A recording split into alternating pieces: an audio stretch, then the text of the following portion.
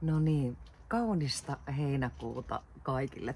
Mä oon tällä hetkellä täällä Nastolassa mun muruluona ja täällä on tosi kuuma, semmonen oikein sademetsäilma, semmonen päivä. Nyt kello on jo 9 illalla ja ei vieläkään ole oikeastaan lämpötila laskenut, niin mä tuun hikoilemaan kuin pieni sika, kun mä vedän tätä lähetystä, mutta ei toki vähän mitään. Aloitetaan. Eli tämän videon aiheet. Niin mulla on muutamia tuomisia ultrapäiviltä. Eli aina kun mä oon siellä mun murun kanssa, niin mähän juoksen kaikki hulluna ne kaikki luennot ja imee sitä tietoa ihan silleen, että niin paljon kuin mahdollista, niin muutamasta luennosta tuon muutaman helmen tähän lähetykseen. Sitten mä luen muutaman pätkän mun kirjoittamastani artikkelista, joka on siis Maksumuurin takana valitettavasti. Tämmönen Ultralehdestä.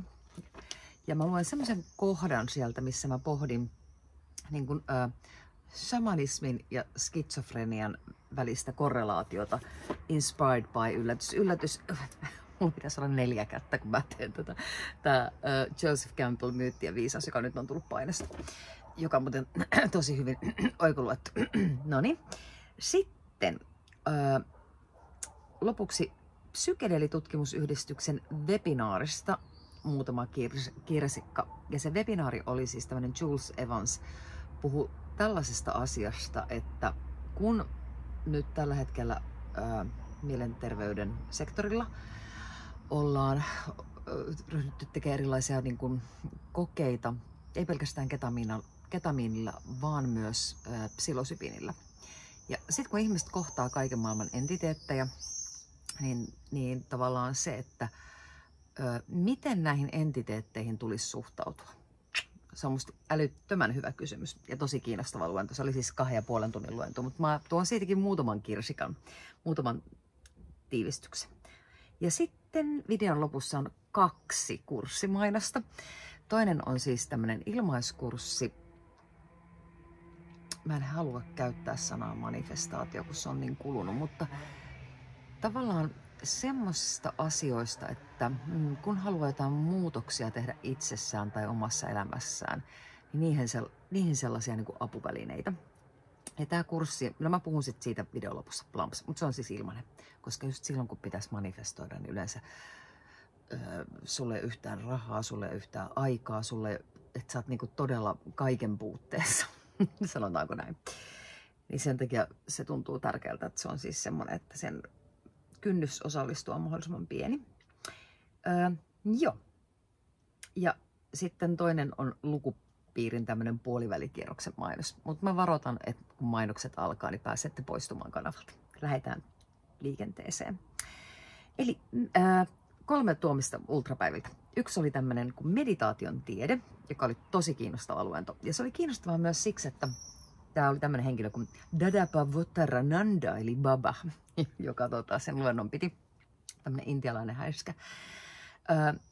Niin se, mikä siinä on tosi kiinnostavaa, vähän sama kuin, että mä oon puhunut joskus tällä kanavalla joogamalasta ja astanga-joogasta, että kuinka ne puhuu niin kuin meditaatiosta tieteenä. Että ne ei puhu siitä niin kuin huruhuruna, vaan että se on meditaation tieteessä, pada.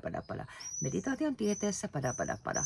Että siinä on niin kuin tavallaan, ja sitten myös sillä luennolla hän moneen kertaan referoi siis näitä todella vanhoja intialaisia pyhiä kirjoituksia, että ikään kuin, että sillä oli tosi pitkät perinteet myös sillä meditaatiolla. Niin siitä luennosta nyt muutama pointsukka tulee tähän näin. Mun omat muistiinpanot on tämän näköiset ja siinä on vähän kahviakin kaatunut, mutta ei se mitään haittaa. Hän puhuu tästä niin kuin mielentasoista. Tässä ei tavallaan teille mitään ihmeellistä, mutta tämä tavallaan on ihmeellistä, kun tämä niin kuin oikein kirkkaasti esitetään. Että hän puhui tietoisesta mielestä, johon kuuluu tämmöinen sensing, desire, acting ja tämmöiset basic instinct, eli kaikki aistit, kaikki, niin kuin, että mitä kohtaa me tunnetaan vetoja ja halua ja mitä kohtaa me tunnetaan niin kuin vastenmielisyyttä ja sitten acting, eli kaikki tämmöinen fyysinen tekeminen ja sitten tämmöinen basic instinct, hän puhuu, että siihen liittyy niin kuin syömistoiminnot, seksuaaliset toiminnot, nukkuminen, lepääminen, tavallaan semmoiset on niin kuin tämän meidän tietoisen mielen niin kuin, alueella tässä intialaisessa meditaation tieteessä. Sitten hän puhuu subtle mind, niin mä ajattelin, että se on niinku tavallaan se alitajuinen mieli. Niin sanoi, että se on niinku tämmöinen muistojen ja muistin, joka tekee meistä meitä, että muistut usein muokkaa meidän niinku persoonallisuutta hyvinkin perustavaa laatua olevalla tavalla. Ja sanoit, että semmoinen niinku syvät ajatukset tai tämmöiset, niin nämä liittyy myös tähän niin kuin alitajuntaan. No, me ajatellaan alitajunnasta vähän niin kuin jungilaisittain täällä länsimaissa, että se on pikkasen erilainen sävy siinä intialaisessa ajattelussa. Mutta sitten hän puhuu tästä kausaalista mielestä, causal mind. Niin se on tämmöinen, missä on tämmöinen creative insight, eli siellä on se semmoinen syvä luovuus. Siellä ei alitajunnassa, vaan siellä kausaalisessa mielessä, joka on tavallaan ulottuu meidän kehon rajojen ulkopuolelle, niin siellä on intuitio ja siellä on tämmöinen the seed of samsara, eli tämmöinen niin kuin valaistumisen siemen on kaikissa. Siellä on olemassa tämmöinen jumalallinen mieli. Ja silloin kun me ruvetaan meditoimaan, niin me usein mennään sen alitajunnan kautta kyllä, mutta sitten sen kautta me voidaan päästä sinne kausaaliin mieleen. Ja sitten hän puhuu tästä, ja hän puhui siitä, että kaikilla on valaistumismahdollisuus, ei vain jollain pyhillä miehillä, ja kuinka tavallaan jokainen omassa arjessaankin voi tehdä meditaatiota hyvinkin monenlaisella tavalla, että meditaation tie on hyvin niin kuin, monisyinen, joo. Sitten hän puhui tämmöisestä, että nämä mantrat, että ne on aika tärkeitä apuvälineitä, koska ne rauhoittaa mieltä. Ja hän sanoi, että om ja aum ääne on aika hyvä. Ja sitten yksi tapa on se, että sä ihan ääneen sanot sen, niin kuin om tai aum. Tai sitten hänen oma suosikkimantransa oli tämmöinen kuin babanam gavalam, joka tarkoittaa, että love is all there is. Eli kaikki on rakkautta.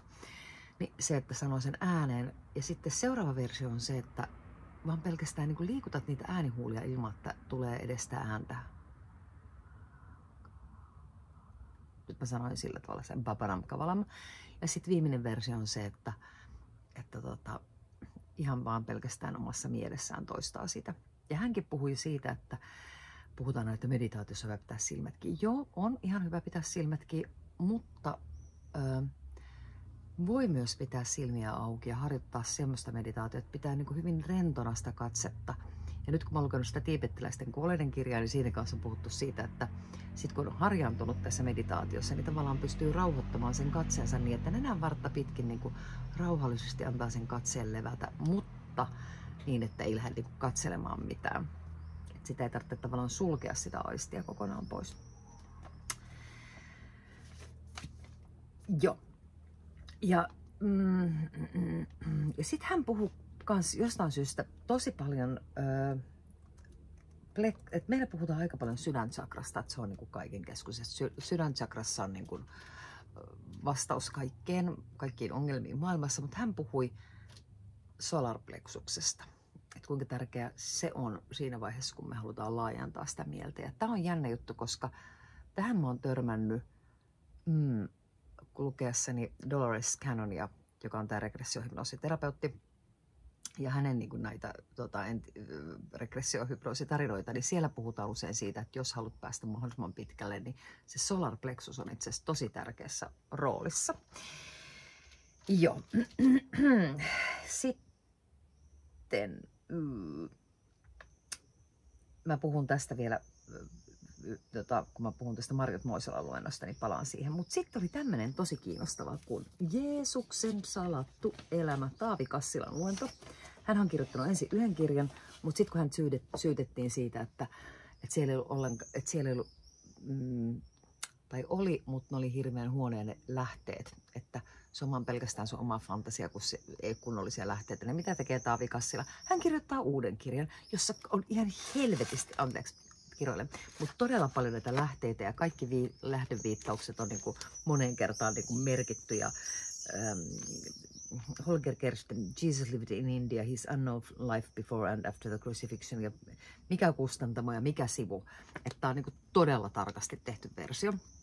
Jos tämä asia kiinnostaa, mua kiinnostaa tämä siksi, että sen lukupiirin kautta, missä me käsitellään gnostikoiden maailmankuvaa, Aion Sofiaa, arkoneita, niin siellä on törmännyt siihen, että se Jeesuksen elämä ei todellakaan ollut se mitä me ehkä niin kuin, mitä meillä on niin kuin tavallaan Raamatun kautta on opetettu, niin se liittyy mulla vahvasti siihen. Sen takia tämä mulla kolahti tosi paljon. Mutta helppo tapa päästä tähän käsiksi on siis sellainen kuin, jos tämä kiinnostaa tämä asia teitä, niin Mesokosmos YouTube-kanava, niin siellä on tämmöinen kuin Forum Humanum luentosarja, niin huhtikuussa Taavi Kassila oli puhumassa pitämässä luennon tästä kirjasta. Niin se oli tosi hyvä luento ja se kannattaa kuunnella, koska se oli aivan ihana. Ja ne, jotka on ollut lukupiirissä, niin se Mystic Mandrake, se jos tulette lukupiiriin, niin saatte tietää, mikä tämmöinen Mystic Mandrake, eli tämmöinen Alrunaan liittyvä tämmöinen yksi kirja, jossa on kanssa aika huikeita juttuja liittyen ristiinnaulitsemiskäytänteisiin Jeesuksen aikoihin. Niin mä annoin Taavi Kassilalle sen mun Mystic Mandrake lähteen, niin hän oli siitä tosi innostunut ja kiitollinen. No joo, mutta se siitä. Sitten chakrat selvänäköisesti. Mulla ei tässä ole kirjaa, koska se on tuolla yläkerrassa murun yöpöydälle. Eli hän osti tämän kirjan, niin heti kun mä saan luettua sen kirjan, niin mä tuon tänne kanavalle näitä hedelmiä.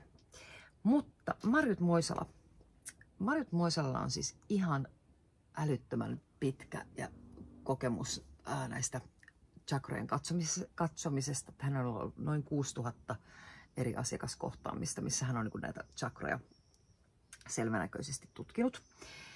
Ja sillä luennolla puhuttiin siitä, että kuinka eri chakroja voi käyttää ikään kuin antenneina esim. Eri tasojen energioiden ja olentojen. Tällä kertaa tämä entiteetit jotenkin pyörii tässä koko ajan tässä lähetyksessä. Niin eri tasojen energioiden ja olentojen aistimiseen. Ja sitten se Marjut puhuu tämmöisestä asiasta, että mikä suomalaisilla, että jos ajatellaan, että mikä suomalaisilla usein on tukossa, että mikä chakra, niin sanoo, että solar plexus. Että se on se, jos mä ajatellaan, että juuri chakra on, että kaikki on yhteen, ja sitten että sakraalichakra, joka on tämä kakkostaso, niin se on tavallaan, että kunnioita toisia. Ja sitten tämä kolmas solar plexus on ikään kuin se, että kunnioita itseäsi. Niin sanoo, että tämmöinen itsekunnioituksen puute on meillä suomalaisilla tosi, niin kuin, että se on enemmän tai vähemmän jumissa ja tukossa. Ja sen parina vaikuttaa 5. chakra, eli kurkkuchakra. Eli jos se solar plexus on niin kuin palleon jumissa, palleon rentoutusharjoituksia tehdään sillä metsälinnun manifestaatiokurssilla sitten kyllä, niin silloin kurkkuchakrakin on tukossa ja oman totuuden puhuminen on vaikeata. Ja tässä on myös semmoinen jännä juttu, että mä oon aikaisemmin, kun mä oon lukenut Caroline Myssiä ja ollut ihan Caroline Myssihullu, niin hän on puhunut siitä, että kuinka niin kuin ykköschakran niin kuin tavallaan parina toimii 4, 2, 5, 3, 6. Niin tää on tavallaan niin kuin Marjutilla on niin kuin omanlaisensa tapa katsoa ja se oli tosi mun mielestä kiinnostava ja vakuuttava. Et siitä lisää. Sitten, joo, siinä oli nämä kuulumiset tuolta ultrapäiviltä. Mutta nyt mä menen tähän mun oman artikkeliin. Eli mä kirjoitin tämän siis ikään kuin tästä Myyttien viisauskirjasta. Ja sitten mä laitoin sinne vähän omia havaintojeni lisää. Eli tämän näköinen juttu. Ja toki referoin siinä muitakin kirjoja. Niin täältä muutaman asian. Tämä on siis tosi pitkä artikkeli, niin mä en lue tätä kokonaan, mutta mä luen täältä muutaman asian. Mä luen tämän aloituskappaleen. Psykoosi on vain epäonnistunut vihkimys. Näin kirjoittaa Sogyal Rinpoche tiibettiläisessä elämän ja kuoleman kirjassaan. Samoille yllättäville radoille päätyi myös yhdysvaltalainen vertailevan uskontotieteen tutkija Joseph Campbell 1904-1987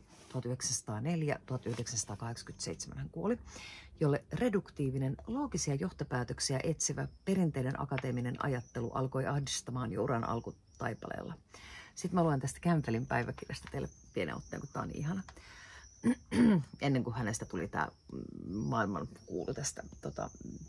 maailmankuulu monomyytin kehittäjä. Alan ajatella, että minulla on nerokas kyky työskennellä härän lailla täysin epäolennaisten aiheiden parissa. Ajatus professoriksi kasvamisesta sai minut voimaan pahoin. Elinikä vietettynä yrittäessäni huijata itseäni ja oppilaitani uskomaan, että etsimämme asia löytyy kirjoista. En tiedä, mistä se löytyy, mutta juuri nyt minusta tuntuu, ettei kirjoista. Siis hän kiersi ympäri maailmaa ja teki tavallaan, mä voisin melkein sanoa häntä myös antropologiksi, että hän tutki todella niin kuin erilaisia kulttuureita. Ja ei pelkästään niin kuin, mitä niistä kulttuureista oli kirjoitettu, vaan niiden kulttuurien taidetta ja perinteitä ja lauluja ja runoja ja vaatteita ja patsaita. Että hän niin kuin moniaistisesti lähestyi, mä haluan sanoa, että kehollisesti, niin kuin niitä kulttuureita. No joo. Sitten mä luen täältä 2 lukua. Tämä on tämmöinen pitkä, niin mä luen tämmöisen, että kun kadotamme myyttimme, kadotamme itsemme. Tieteen saralla psykologit ja psykiatrit löysivät Joseph Campbellin monomyytin prosessikuvauksesta juuri ne fantasiatyypit, jotka psykoosiin vaipunut skitsofreenikko käy lävitse. Lävitse siis silloin, kun prosessia ei katkaista sähkösokeilla ja huumaavilla lääkkeillä. Tällainen hoitomuoto edellyttää hoitavalta lääkäriltä mytologian kuvakielen ymmärtämistä. Mitä tarkoittavat ne merkit ja signaalit, joita rationaalisesti ajattelusta irrallaan oleva potilas pyrkii viestimään? Jos kumpikaan ei tunnista arkkityyppisten symbolien kuvakieltä, puhu mytologiaa. Matkaaja eli potilas ei pääse etenemään kohti eheytymistään. Suomalainen kirjailija, tutkija ja ydinfyysikko Martti Hämäläinen muotoilee tämän kulttuuriamme vaivaavan henkisen puutostilan näin. Joskus keskiajan loppupuolella ihmismielen mytologinen kerrostuma luhistui. Syyn oli uskonnon suvaitsemattomuus ja tieteellisen ajattelun kehittyminen. Tämä on semmoisesta kirjasta kuin Eros, väkivalta ja uskonto Atena-kustannukselta 1997 tullut kirja, joka on täynnä mulle semmoisia pikkulippusia lappusia, että se on mun kotiraamattu. No niin, nyt tulee tämä shamanismi ja skitsofrenia. Tämä on tosi kiinnostava juttu. Shamanistisesta näkökulmasta tulkittuna skitsofreeninen romahdus on sekä sisäinen että taaksepäin suuntautuva matka elvyttämään jotain kadotettua ja siten pyrkimys palauttaa elinvoimainen tasapaino. Sivusta seuraajalle pahimman psykoosivaiheen näky on usein kammottava. Matkaaja taistelee matkaaja siis potilas tai sairastunut tai näin. Ehkä käyttää sana sairastunut. Matkaaja on hyvä sana. Matkaaja taistelee hallitsemattomien psykologisten energioiden kauhistuttavien ilmentymien kanssa. Silti häntä ei tulisi leikata irti omasta kokemuksestaan, niin kauhistuttava kuin se onkin, vaan ohjata sen lävitse. Myyttien viisausteoksessaan Campbell lainaa samoihin johtopäätöksiin päätynyttä psykiatrian tohtori Julian Silvermania. Näin ainutlaatuisen elämänkriisin ratkaisu suvaitaan alkukantaisissa kulttuureissa, joissa poikkeava kokemus on yleisesti ottaen yksilölle hyödyllinen niin kognitiivisesti kuin emotionaalisestikin. Häntä pidetään yksilönä, jonka tietoisuus on laajentunut. Eli mitä pahempien peikkojen demoneiden kanssa sä oot taistellut ja selvinnyt siitä, niin sitä sä oot niin kuin suuri shamaani. Näin. Campbell kritisoi mytologioista ja perimätiedostaan riisuttua yhteiskuntaa, jolta puuttuu kyky nähdä ilmeisen taakse ja tekee havainnon yhdessä Silvermanin kanssa. Kulttuurissa, joka ei tarjoa viitteellisiä oppaita tämänkaltaisten kriisikokemusten ymmärtämiseen, yksilö, tässä tapauksessa skitsofreenikko, läpikäy tyypillisesti alkuperäisen ahdistuksensa kärsimyksen tarpeettoman voimistumisen. Eli jos me sanotaan ihmisille, joka taistelee demoneiden kanssa, että hei, sä oot väärässä, että ei noita demoneita ole, ne on vaan sun mielikuvituksen tuotetta. Niin tavallaan siinä sivuutetaan jotain hyvin tärkeää. Lukijana jäin pohtimaan, kuinka sadut, tarinat, myytit, legendat, mytologiat ja taide ovat niitä sisäavaruutemme laajentajia ja sanoittajia, joita ilman olisimme vain tyhjiä kuoria. Miltei oppikirjan omainen kuvaus hulluuden vaiheista kokijan näkökulmasta, sankarin matkasta, on kirjailija Juha Hurmeen. Juha Hurme on siis tämmöinen teatteriohjaaja, tunnettu siitä ehkä enemmänkin, ja on Finlandia palkittu myös Niemi-teoksesta. On kirjailija Juha Hurmeen kirjoittama kuvaus omasta psykoosikokemuksestaan Auroran sairaalan suljetulla osastolla. Teoksen nimi on Hullu, 2012 julkaistu. Teos on julkaisussa. Psykoosiin vajonneen Hurmeen psyyken kuvasta on kuin Danten Dante Alighieri, tämä jumalainen näytelmä, niin sen lehdiltä. Kiiras tuli helvetin eri kerrokset ja paholaisen eri ilmentyvät tuntuvat hätkähdyttävän tutuilta, ja onneksemme ammattikirjailija Hurmeella on kyky sanoittaa kokemusta, joka on usein sanojen tuolla puolella. Ja tässä on Domenico di Michelinon freskossa Dante pitelee teostaan jumalainen näytelmä. Laitetaan tämä vielä tämmöiseksi kuvaksi. Näin. Eli tämä oli siis kesäkuun Ultrassa on tämä koko artikkeli tästä näin. Okei, mutta nyt tulee tosi kiinnostava juttu. Eli mä kuulun siis psykedeelitutkimusyhdistysseuran postituslistalle. Ja välillä niillä on tämmöisiä ilmaisia webinaareja. Ja nyt oli tuossa kesäkuun puolessa välissä ihan sairaanloisen kiinnostava webinaari.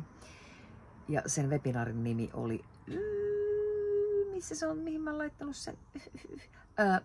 The Psychedelic Industry's Entity Dilemma, eli tämän psykedeelien niin tämmöisen laillistetun käytön niin tämmöinen probleema entiteettien kanssa, että miten niihin tulisi suhtautua. Okei, mä sanon muutaman sanan tästä Jules Evansista.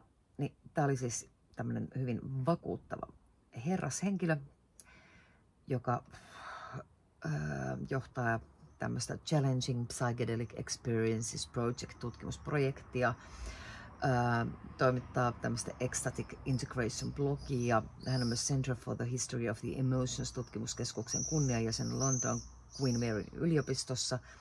Hän on kirjoittanut ja ollut yhtenä kirjoittajassa muun muassa tämmöisissä kirjoissa kuin Philosophy for Life and Other Dangerous Situations, The Art of Losing Control, Breaking Through, Finding a Way Through Spiritual Emergency. Ja sitten hänen tämmöisiä kirjoituksia on julkaistu muun muassa Timesissa, Economist-lehdessä, Spectatorissa, Financial Timesissa, BBC radiokanavilla ja näin päin pois. Okei, ja nyt lähdetään itse asiaan. Eli hän siis mietti sitä, että vähän niin kuin samaa, sen takia tämä on tässä samalla videolla, että jos lähdetään auttamaan ihmistä psykedeelien avulla ja se ihmisen kokemukset on laajempia kuin tämä meidän arkitodellisuus. Jos me kielletään niiden olemassaolo, eli hän puhui entiteeteistä ihan suoraan, niin siihen pitää ottaa joku kanta. Että tavallaan, että se pelkästään, että ne sivutetaan, niin se ei ole niin kuin mikään ratkaisu. Se on vain ongelman sivuttaminen. Ja hän sanoi näin. Ei ole mitenkään tavatonta, että ihmiset kuvaavat kohdanneensa psykedeelien vaikutusten alaisena jonkinlaisia entiteettejä. He kertovat saaneensa viestejä, tullensa parannetuksi, vastaanottaneensa uhkauksia ja joskus jopa tullensa vahingoitetuksi. Tämä ilmiö muodostaa orastavalle psykedeeliterapian kentälle visaisen pulman koskien tietoisen suostumuksen antamista. Jos ilmiöstä ei puhuta, tällaiset kokemukset voivat tuottaa todellisuuskäsitystä perustavanlaatuisesti järkyttäviä ontologisia shokkeja. Ilmiöstä puhuminen puolestaan voi asettaa koko kentän kyseenalaisen valoon, ja joidenkin näkökulmasta psykedeelit saatetaan hengellisessä mielessä vaarallisina. Millaisia entiteettikohtaamisia nämä ihmiset oikein kuvaa, niin sitä käsiteltiin ja miten sitten terapeutit ja ohjaajat ja psykiatriat ja psykologit niin kuin tavallaan suhtautuu tähän näin. Ja hänellä oli paljon niin kuin tutkimusdataa. Niin se mikä on jännä juttu, että vaikka tiede itsessään ei tunnista eikä tunnusta minkään entiteettien olemassaoloa, niin hirveän monet ihmiset, jotka käytti työssään tätä psykedeeliterapiaa, niin he kyllä heille tavallaan tämmöinen näkymättömän maailman olemassaolo oli itsestäänselvyys niin suuremmalle osalle. Sitten mä näytän teille kaksi.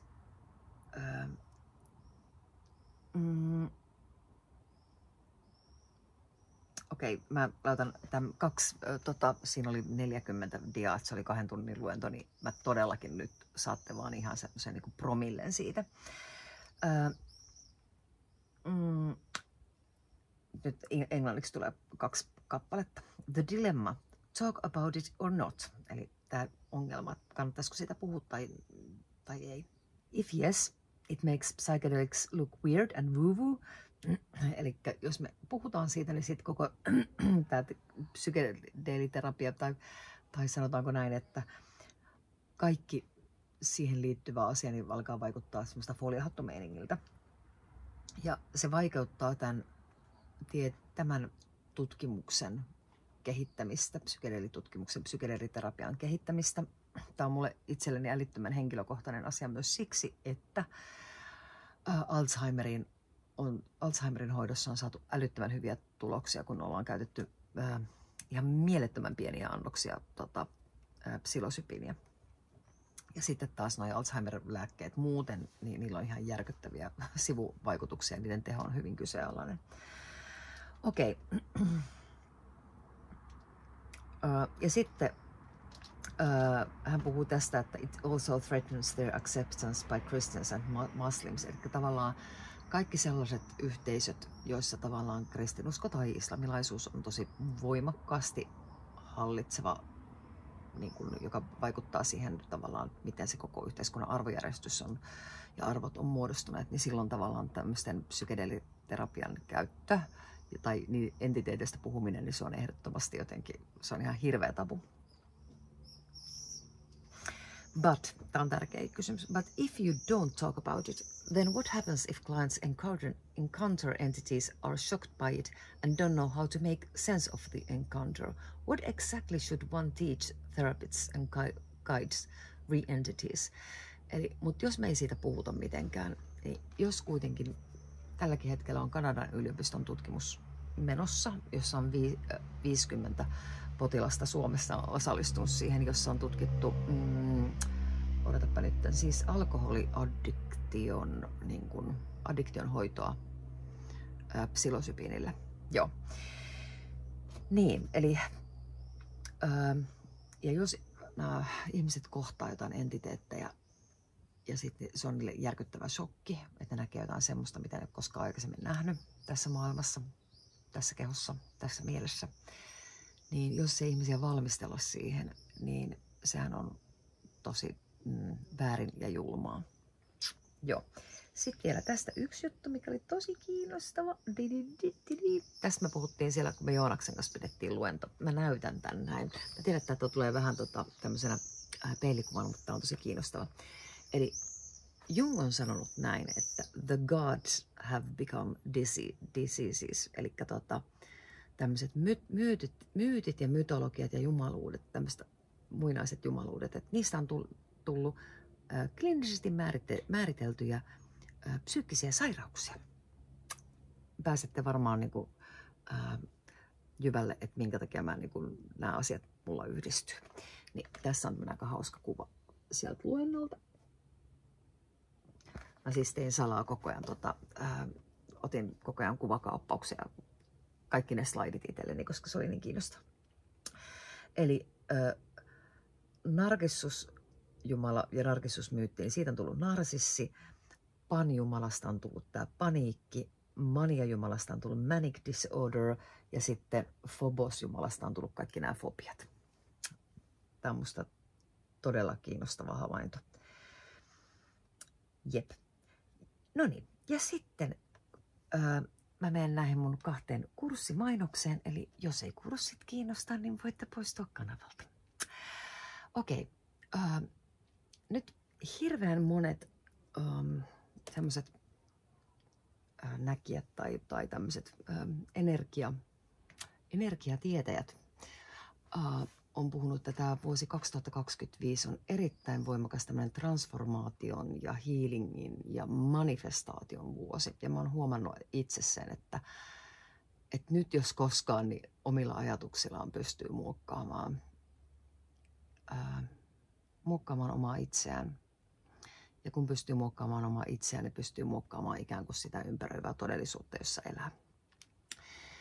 Ja sen takia, kun on sitten tässä, kun oli tänäkin vuonna kaikenlaisia vaikeuksia itsellä kaikenlaisten asioiden kanssa, niin mä oon käyttänyt aika paljon, mä oon tykännyt Deepak Choprahin meditaatioista, sitten mun omista tämmöisistä affirmaatioista, joita mä oon Metzelin affirmaatiot, joo. Ja sitten Lee Harrisin noista mikä tämä on, energy update, siis tämmöiset niin energiapäivitykset, joihin aina usein sillä liittyy aina jotkut muutamat semmoiset lauseet, joita se niin kuin sanoo, että näitä kannattaa vähän niin kuin syöttää itselleen ja makustella ja pyöritellä, että voi niin kuin uudelleen ohjelmoida itsensä. Ja mun hommat on ollut tosi hedelmällisiä. Ja sitten tämmöinen vanha täti kuin Louise Hay, niin jostain syystä mun YouTube-kanava tässä kesäalussa rupesi suosittelemaan mulle niitä. Ja sitten mä rupesin kuuntelemaan. Sitten mä ajattelin, että tämä vanha täti puhuu niin ihanalla tavalla. Se on, siinä on pikkasen jotain sellaista, joka on ehkä vähän, miten mä sanoisin, kun hän on ollut tämmöinen pioneeri tässä manifestaatiossa, niin jotain vähän niin kuin vanhentunutta tai kulunutta tai jotenkin tuntuu, että tämä maailma on muuttunut tai meidän ajatukset on muuttunut, että niitä pitää vähän niin kuin päivittää. Mutta ne on ollut mulla niin kuin inspiraation lähteenä tässä. Ja tietysti kaikki nämä kirjat ja aika paljon tiibettiläisten kuolleiden kirja, että kuinka tärkeää on elää hyvin ja kuolla hyvin ja näin päin pois. Niin mä huomannut, että ne on vaikuttanut. Että vaikka on tapahtunut aika niin kuin traagisiakin ja vaikeitakin asioita omassa elämässä, niin joku semmoinen oma tapa suhtautua niihin on ollut jotenkin keveämpi. Ja on niin kuin ihmeen kaupalla jotenkin ihmetellyt itsekin, että miten mä en ole enemmän romuna tästä asiasta tai miksi mä en ole niin kuin paineessa, miksi mä en niin kuin valvo öitäni, vaan jotenkin joku semmoinen niin kuin keveys.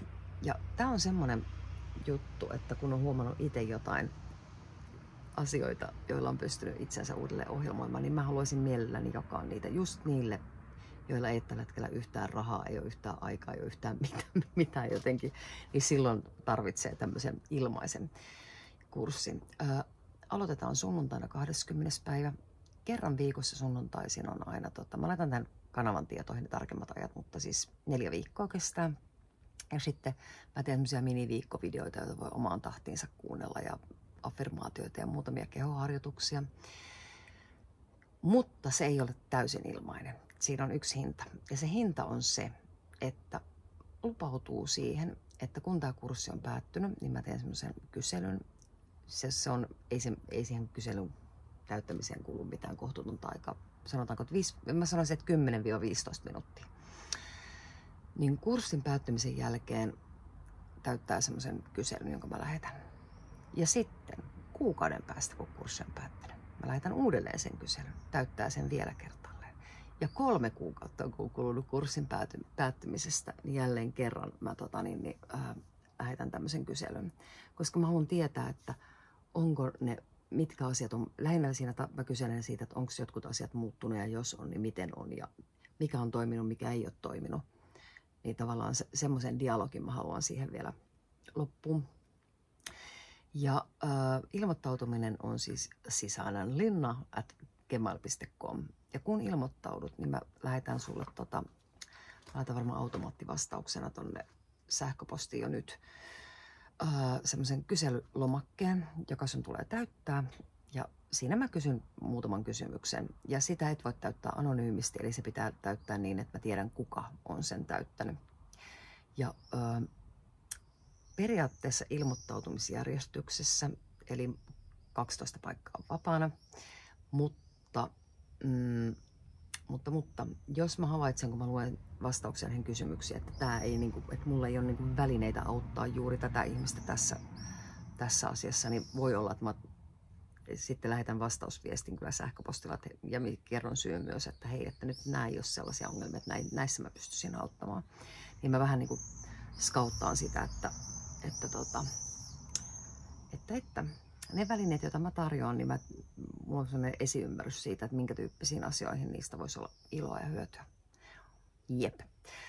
Se oli ilmaiskurssi. Ja sitten ei-ilmaiskurssi, eli lukupiiriin ilmoittautui tosi vähän ihmisiä ja me pidettiin nyt heinäkuussa taukoa, mutta mä otan sinne lukupiiriin. Mä laitan tähän kanavan tietoihin vähän lähemmin, eli se on se John Lamplassin Ei herran kuvaksi, että jos olet halunnut tietää,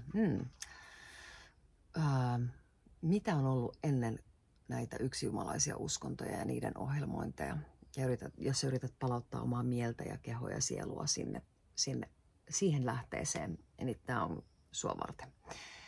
Ja 9. päivä elokuuta on ensimmäinen tämmöinen tapaaminen, eli nyt tätä lukupiiriä on jäljellä vain 4 kuukautta, eli 2 ekaa kuukautta sä saat tavallaan niin kuin vaan pelkästään videon, voi olla, että jos tulee monta ilmoittautunutta, niin sitten voidaan järjestää joku pikkutapaaminen.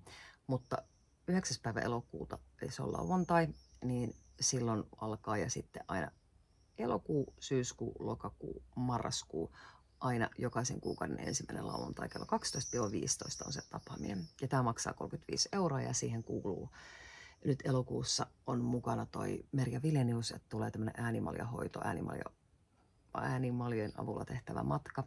Ja sitten lokakuussa tai syyskuussa on sitten toi Hanna Rohkea, joka on tämä mun mielestä Suomen paras regressiohypnoositerapeutti.